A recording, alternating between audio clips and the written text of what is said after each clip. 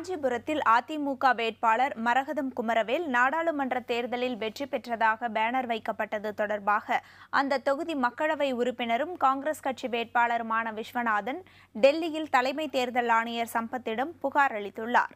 பின்னர் செய்தியாளர்களிடம் பேசிய அவர், பதிவான வாக்குகளின் சதவீதம் குறித்து தேர்தல் ஆணையம் முரண்பாடான தகவல்களை தந்திருப்பது பல்வேறு சந்தேகங்களை ஏற்படுத்தியிருப்பதாக கூறினார்.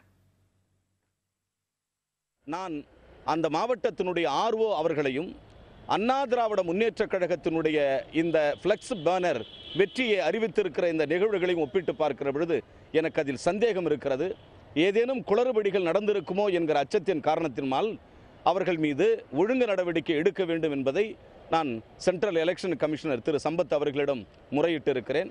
இந்த முறையை அவர் என்னிடம் சொன்னார், நாங்கள் நடவடிக்கை எடுக்கிறோம் என்று சொன்னார்.